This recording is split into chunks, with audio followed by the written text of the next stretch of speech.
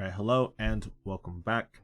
Previously, I made a video talking about my 6.2 review process and the things that I'm changing up this patch in order to be a more consistent player. One of those is focusing on what comps I should play, which include ground, water, bug, ghost, and grass, and consider playing comps like fairy, electric, and infernape reroll, firefighting, because those are all comps that I think I can put top 4 with. Not necessarily first place with, that's kind of a hard thing to determine. If it was just comps that I can first place with, it would probably be a non-existent and unrealistic list.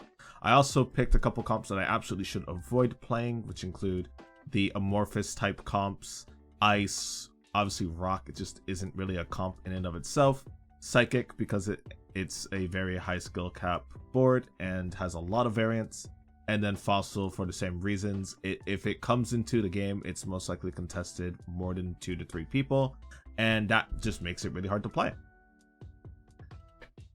So to start this game off, in order for us to play water, we don't want to be contested. That's pretty much the big thing, but we also want the correct item components, and we want copies of water units early as well, so that by T10, we can basically have a 3-star carry for the mid game. Here we are able to pull 3 Poliwags out from our shop, which is a good signal to try and attempt the water board, but the biggest thing is paying attention to the rest of these early game signals to see if we can really hold that for the late game.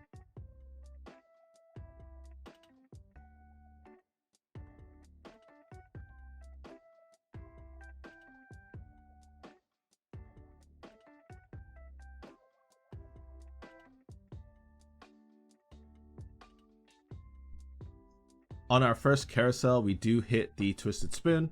It's not the best time to commit to water because we don't really have any other items to slam for it. However, we do make sure that we have above 10 gold so we can roll down and see if we can grab more water copies. We do get the Poliwags, and we also grab a Chikorita in order to keep grass as an open option because it requires less consistent item builds. And just in case we do need to pivot, it's still a good idea to have water 3 in because we might be able to generate gold from the fishing rod.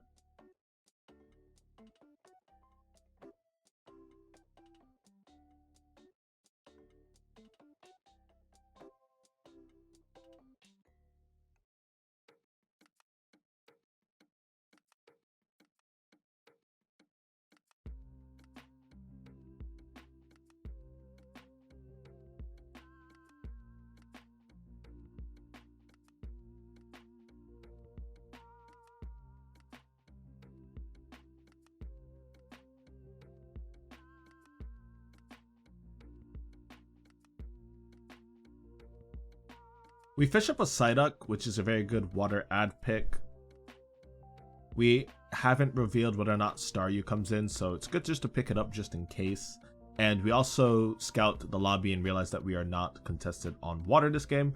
Both are good conditions, and we also are getting water copies still, so it's not over yet. We still have time to determine whether or not this is a good water game.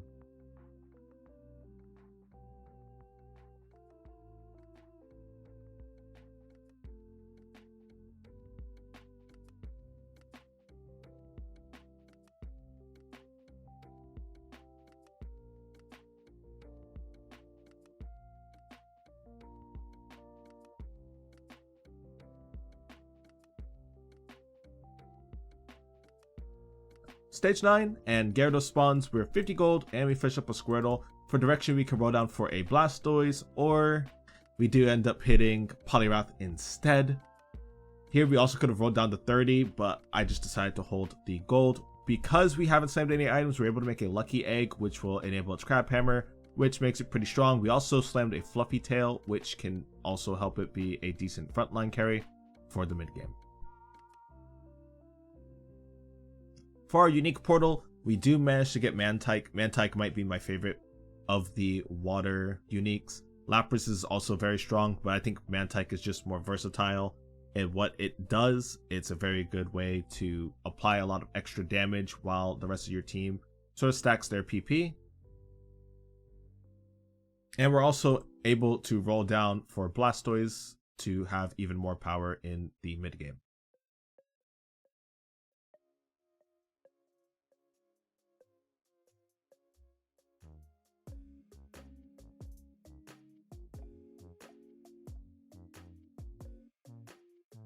And because we picked up the Mystic Water from the Gyarados, we're able to play Soul Dew, which is an important item for our backline carry.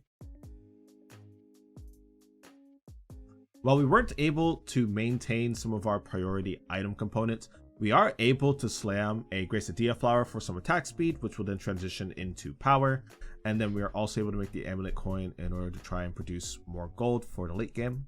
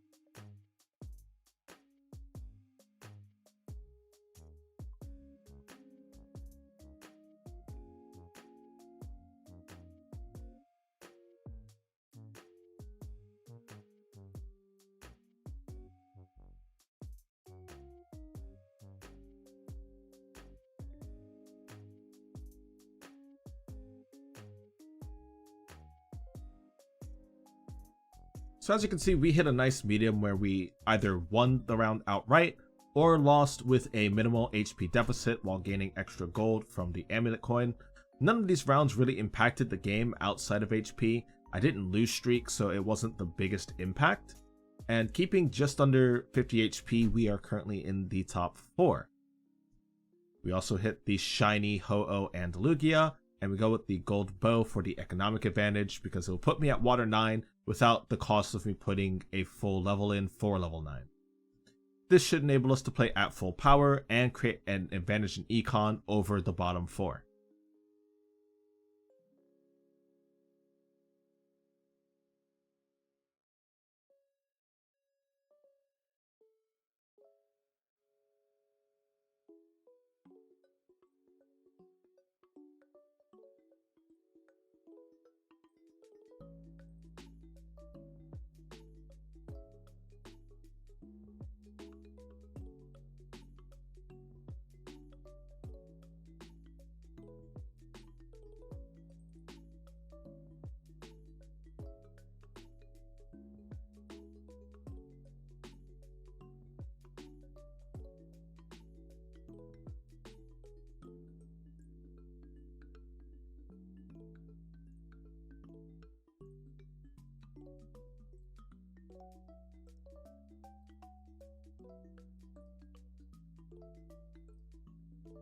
Now that we're in the top 4, we completely dump our gold, meaning we are now playing for placement and at least the second place that we have now.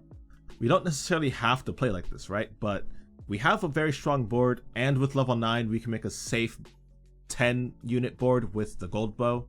Shiny items are going to be a big factor here with everyone else hitting their late game comps. It's a lot different than playing for the shiny items in the early game where you're trying to win now and then worry about later. Here, we were able to play out the full game, and now that we're here at the late stage, we want to make sure that we maximize our shiny item so that we don't actually fall behind in tempo compared to some of the other items that we have, such as Bob's EVLite.